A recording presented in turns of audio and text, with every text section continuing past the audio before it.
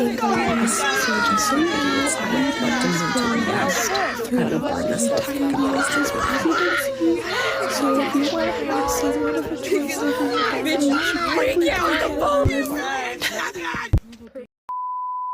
you voted against your trans grandson for lower grocery prices, and that orange motherfucker has just said he doesn't think he can lower the grocery prices?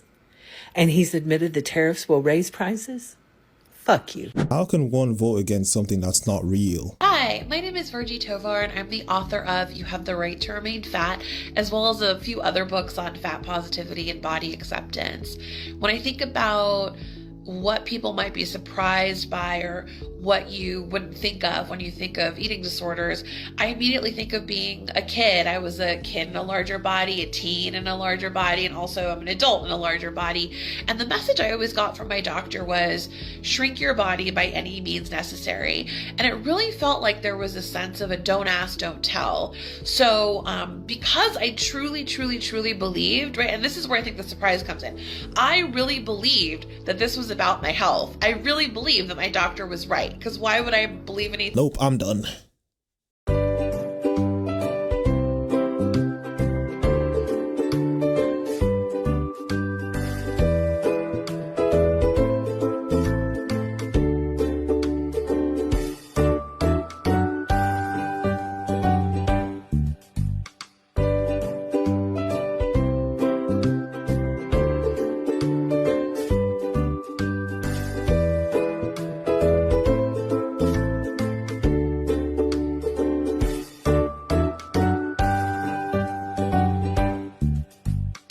We are doomed. Today I'm going to my child's safe space banquet that they have every year right before winter break starts. It's kind of a holiday celebration and just a chance for them to show their safe space group to their family, any friends that they want to bring, and we get together and we have a potluck and talk about how we can support our LGBTQIA plus children, friends, family over the holidays, especially when they might be going to see family that's not supportive of who they are. So looking forward to that. And also just asking everybody to remember that your family members, your LGBTQIA plus friends and family, they are who they are. Support them, be there for them. Show them that you are a person that they can come to. And if you're interested in continuing to be an ally, look into the Great Lakes Bay Pride community. They have ally programs and ways for you to learn how to best support other people. One thing I have found is just be friends with people from that community. Open yourself up. Give yourself a chance to learn, who they are and what they stand for and just how they want to live their lives. The one thing that I have found, so many people are just, losing their minds over trans individuals just trying to live their lives. And I'll tell you what, get to know a few people, they're just people. They just want to live their lives in peace and without you meddling in it. So hope everybody has a good holiday. Reach out to your LGBTQIA plus friends and family. Be there for them. And you know what? Just be a good human. I want people to take out their dictionaries or go onto Google, ChatGPT, whatever you want to do to check up this definition. But I want everyone to look up the definition of cult and then come back to this video. I'm going to ask you a question, and you're probably going to lie to me. Okay. When you walk down the street and you meet women who are in their 40s, are more of them attractive than the women who are in their 20s? Okay, you're right. I will be 100% less attractive when I'm 40. Thank you for pointing it out. I think that's a valid concern. You at 40, do you think your wife is ugly? Is that what you're saying? No. Why? Doesn't even make sense. Yes, it does. It actually you literally just called your wife ugly. No, Sorry. no. See, I think she's asking if your wife has gone downhill since you got married. Let me help you out with logic. If in 10 years you're less attractive than you are right now, that doesn't mean you won't be attractive. That's not calling you ugly. That's pointing out that you're less attractive than you were 10 years prior. Is my wife less attractive now than she was at like 25? Yeah. You know who the first one would be who would tell you that? My wife and every other non-delusional human being on planet Earth. I recently was going on dates with a man. And nice guy, good guy. Treated me well. That is good. But Damn, there's a but. Why is there always a but? But once I realized that he was not my husband, because I'm only looking for husband energy at the moment, I ended things with him. Jesus Christ, on the back. These days, being a good and nice man is not enough anymore. You have to be Duracell battery too and bring energy. Anyways, I sent him a text, told him that I didn't see it going any further. Lady, you are hungry. The Lord served you with a good, well-cooked chicken, and you decided not to eat it because of the chicken's energy. You will starve. He agreed. He said that he didn't think that he could make me happy. And while I appreciate that, it was a very kind response, he didn't even try. For what? You didn't want him to respect your wishes or what? He didn't even try. He didn't even try and say that he, like, wanted to change, that he wanted to, like, whatever. Like, I can be manipulated. I will listen to you. But you didn't even try. Mother of Lord, she wanted the man to manipulate her. What type of twisted mind games is that? She thinks dating is PlayStation 5. Lady, if you want to play games, go and download Candy Crush and leave this good man alone. Before we get back into the video, make sure you guys like the video, subscribe to the YouTube channel, hit the bell so that you're notified when one of my videos come out. Also subscribe to my new channel, Yinka Unfiltered, which will be linked in the description down below. Follow me on Instagram, Twitter, and TikTok at YinkaThatGuy, and let's get back into the video. You're saying that there's a distinction between sex and gender in as much as a man can, wear pink and bake brownies. But I don't disagree with that. I'm not saying that men can't act in a way that's somewhat effeminate. I'm just, I guess I disagree with the notion that if a boy wears pink and bakes brownies, that he is in some true sense a girl. I don't think that's possible. Well, if they identify as a girl, then they would be. If I identified as a rhinoceros, that wouldn't make me a rhinoceros. Are you a rhinoceros? No. Rhinoceros has like a biological definition, whereas woman does not. I think woman does. I think you might be thinking of female. The woman, it has like a definition, Well, yeah, but it has nothing to do with like genitalia or chromosomes or physical appearance. I think you might be getting it a little reversed. Usually you would say woman refers to sex and female would refer to nouns, for instance, like gendered nouns, but now it refers to this gender ideology. But use whichever term you like. Why doesn't it have something to do with bodies? I mean, bodies are like an aspect of it, but that's not what it's referring to. It's referring to someone's identity. And where does the identity come from? From their conception of themselves. They conceive of their identity, but on what basis? When you follow that which is a lie, the things that you follow tend to be very inconsistent. And we see in this video, what they believe in is very inconsistent, because when he applies the same logic to something else, all of a sudden they're confused and no, it's a different thing and that's a difference. No, you just believe in a lie and you've been propagandized to believe in that lie, unfortunately. Red hat that says make America great again, that tells people that you go along with this. So you might as well just put a swastika on the hat. Don't do that. You agree with what she said there? I'm a flaming liberal, so yes, I agree with what she said. Right. Where do you draw the comparison? I think more so not just necessarily in the Make America Great Again on his part, which I do believe that he has very strong beliefs that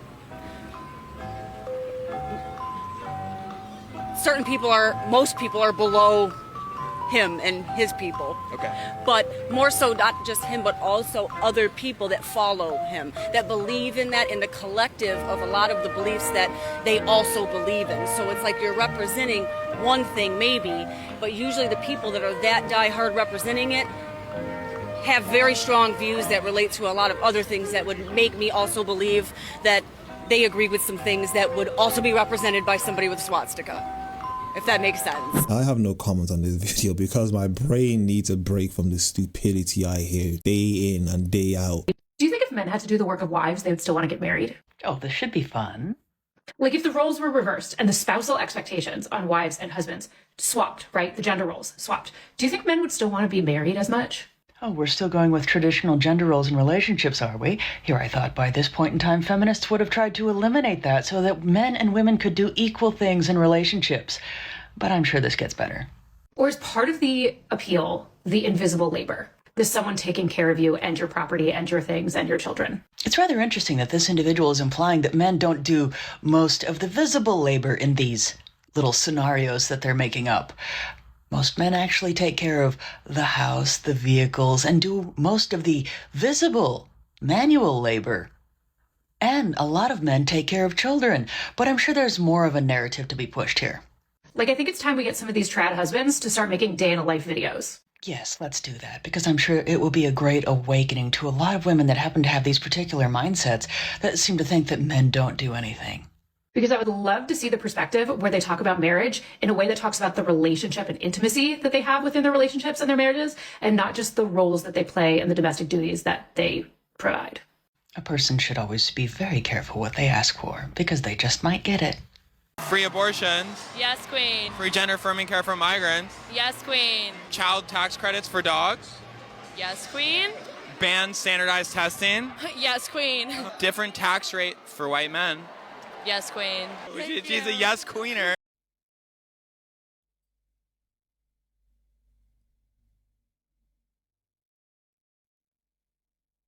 I am completely unhinged. I went to the grocery store, and while standing in line, I was trying to guess who voted against my rights.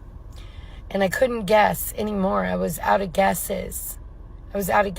Because you're like sheep in wolf's clothing. And I just wanted to scream, who the fuck here voted against my motherfucking rights? Didn't though. Mostly because my fucking throat hurt. I knew you would be completely unhinged. You have the bull ring nose piercing and you have the hippie hair. We all knew what you were going to say was going to be stupid. Hi, this is Mary Stevens. I'm a candidate for Sudbury School Committee.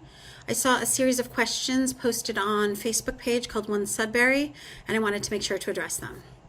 First, I'm deeply committed to ensuring we create a safe, welcoming, inclusive, supportive, positive, effective learning environment for all students. Diversity should be celebrated, and all should feel free from stigma and discrimination. As part of this, I believe you must ensure all students have access to diverse views and perspectives, so they learn to be independent thinkers, and they also feel represented in the material that is available to them. This will help with their academic, social, emotional, and mental health. Quite simply, censorship undermines diversity, equity, and inclusion. These aren't only my personal opinions, they are the law, Supreme Court, Massachusetts, etc. Furthermore, these are the guidelines that SPS has set forward, from the equity statement to the school committee policy manual. It does allow, the school committee policy does allow parents to raise complaints about certain materials, and the challenge materials won't be removed from the school, but access to questioned materials can be denied to the students of the parents who raise complaints if they so desire. Let's also note that students in our schools currently need this support. For example, according to data from Mass DESE, right now SPS has 6 non-binary students, 5 in elementary and 1 in Curtis. Now to the specific questions posed on One Sudbury. Do you support a student using their preferred names and pronouns during school, regardless if the parents know? Yes. Do you support a gender-neutral dress code? Yes. Do you support students using the bathroom based on their gender identity? Yes. Do you support the designation of a gender-neutral bathroom in each building for non-binary students? Yes. Do you support free access to LGBTQ+ books and teachers who have these books in their classroom? Yes. Please let me know if you have any further questions. Thank you and have a great night. This is another thing I keep saying, homeschool your kids, because if you're putting these kids into schools and they come out believing that they can be a unicorn, this is the reason why. I think 300,000 minors are lost in America? Are you crazy? I'm saying that it's not going to turn your kid GAY because they're just wired the way they are. Do you think people become GAY based on what they're exposed to? Yes. But you're not saying that just because one is born that way, therefore it's right, correct? I'm not getting into right or wrong. To me, there is no right or wrong. But isn't that what you're arguing right now? We're arguing within the purview of morality. No, I don't think morality comes into who you're attracted to. And I know where this is going to go. Do you think pedophiles are born that way? Or is it nurtured? I do think that they're probably born that way, and they're condemned to that, sadly. So let me ask you then, if they're born that way and they can't control it, it's like you said, it's wired in them already. Why should we punish them? I think we would legally demand that they do not act on that. Of course, I wouldn't say resist the urge. I would say seek treatment. Something. I would say the same thing for GAY, but I too. wouldn't apply that. I wouldn't apply that to people that are GAY. Shout out to my boy Eleazar again for bringing out the fire content, because this video is absolutely hilarious, and he completely destroyed this guy. And when you destroy people with stupid ideologies, they come to stupid conclusions like this. Why do liberals get so mad? It's just a joke. It's not a joke, babe. It's the pyramid of harm, and it's actually a big fucking deal. What starts out as something that seems harmless or innocuous, like a joke made about a minority group, is actually what escalates over time to lead to violence against those minority groups. So your joke about trans people, your joke about black people, your joke about Asian people, over time is then going to become bullying, and then harassment, and then finally violence. It is that line of thinking that normalizes hatred towards minority groups, and that over time is what leads to violence. Words matter, language matters. A pyramid of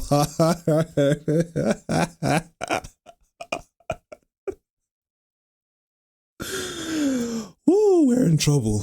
I transitioned from the kid my classmates beat up to the woman that's out of their league. That's just gross. Shout out to Dr. Evil for speaking the truth. It's unnatural for your mother to be counting the finances that you're earning from having 100 strangers violate you on the internet for cash, you know? And that is the part that there's just no way to normalize that. There's no way to normalize that. I'm a parent. There's no way, like I have a daughter, and the idea of being involved in that, like, it's not saying that if she goes down that path that you're not going to be there and pray and hope that, you know, she changes and speak to her about that and say, I'm always going to love you. But I view it as predatory, parental behavior. And I don't think it's fair to even describe it as my parents are liberal. I mean, I'm obviously not a liberal, I'm a conservative, but none of my liberal friends, liberal family members, their parents would view this also as demonic, whether they have faith or not. They would just say, what parent would want that for their child? Because your mother is old enough to understand what the implications are for your future, you know? You already comprehend what the futures are, making it, I get that you turn everything into a joke. I think you do that really to protect yourself as an armor. I don't think you actually think it's funny, but to recognize that, like, you're a beautiful young girl, and you're never going to have the prospects. You're not going to have a man that wants to have a family with you because they're going to see you as damaged goods. Your mother partaking in that, just so you know, is a form of abuse. It is. It's abusive. We already have enough issues with parents trying to push sexuality onto their kids. Like, oh, you're gay. And you know, they barely know how to talk. Kids are also watching you. They might think like, oh, I should do this or I should do that. Like, just try to make it more kid friendly. This person seems to think that there are parents out there telling their kids before they can even speak, which is around the ages of 2 or 3, that they are gay. Let's role play that out for a second. Hello, child. You are gay. I don't understand you because I'm 2 years old. It makes no sense. Even if the child could understand the parent, it's not like being gay is something that's transmitted or given to you. You're just born like that. But what's most egregious about this voicemail is that the caller is mixing up sexuality and gender. Who you're attracted to has no bearing on your gender. And to the person who sent the voicemail, if you are watching, I want to apologize on behalf of whoever lied to you. Queer people are not trying to convert kids. It's literally not possible to do. There definitely are parents out there telling them what to believe in, and even if they're not directly telling them, just based on the fact that they're saying that you can become this, will also influence them. Kids are like sponge, and they get influenced by a bunch of things. And as a parent, you should tell them what's right from wrong. But of course, in today's world, there apparently is no right and wrong, and everyone should be able to do whatever they want and make whatever choices they want to make, all in the name of freedom. If a guy wants to go 50-50 with you on a first date, here's what I want you to say. Oh, I can't even believe I didn't offer. I just assumed it would be emasculating for you. But no, if you're fine with it, no, I'm happy to pay half. I really don't understand this whole thing of equality, and you wanted to be able to do what you want to do, not being held to traditional standards. But then when it comes to the men you want to date, you want to hold them to all the traditional standards that benefit you. It's a very interesting thing to see. And if she wants to be a friend, yeah, you can still split the bill with her then.